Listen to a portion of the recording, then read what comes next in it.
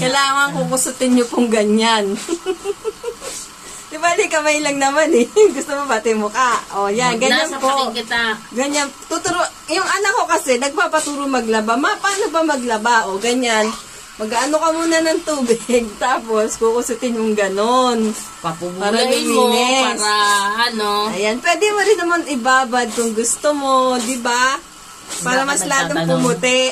Yung anak ko kasi, hindi marunong maglaba. O, isisend ko nga sa kanya to. O, anak, marunong. Yung anak ko kasi nasa Pampanga. Sabi niya, ma, paano ba maglaba ng uniform? Mag-ano ka ng tubig, tapos kusutin mo ganyan. Diba hindi siya marunong magkusot? Ganito pagkusot, anak. Malo ka ng baking soda, ibabad baking soda! Baking soda, para pumuti. Nagagawa mo? Ginagawa mo yun? Tinatamad ako eh. Pero kung gusto mo pumuti, lagyan mo yung baking soda. Tapos ano gamit mong powder na sabon? Pag gumagamit ako ng personal collection, yung mumurahin lang, Champion. Champion. Oo, yan. Pwedeng Champion, pwedeng Ariel, pwedeng Wings. Pag nagtitipid ka, pag wala akong budget, Champion. Pag may budget ako, Ariel. Ariel. Mas maganda yung Ariel, maputi agad talaga yung damit mo. And then, kung tagulan, huwag kang gagamit ng iba, Ariel lang. Kasi pag tide, mabaho. Makulog. Ay, ganun. Mabaho kaya? Sabagay. Hindi mo na puna. Sabagay, oo. Pag ano, mabaho.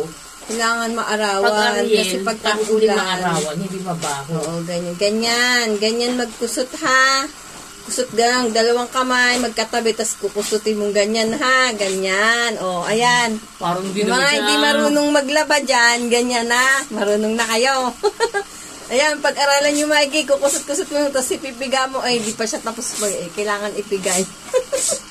Ititigil ko lang to, hanggat di mo napipigay, hindi ko ititigil yung video. Paano ba yan, te? Wala, stick ka. O, di ba?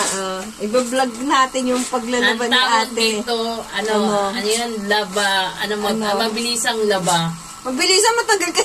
Sa bagay, pag sa automatic, ang tagal eh, no? Natatagalan ako sa automatic eh. Yung hipag ko rin natatagalan sa automatic eh. Pero tamad naman maglaba. Sino? Wala, taga Pampanga yun. Pero bumili na siya ng automatic ngayon. Yung kasama mo? Hindi. Basta. Wow. Oo, hindi. Ay, natatagalan siya sa automatic kasi matagal daw. Pero ang gamit niya yung regular na washing machine. Oo, pero bumili rin siya. Oo, pero kasi automatic.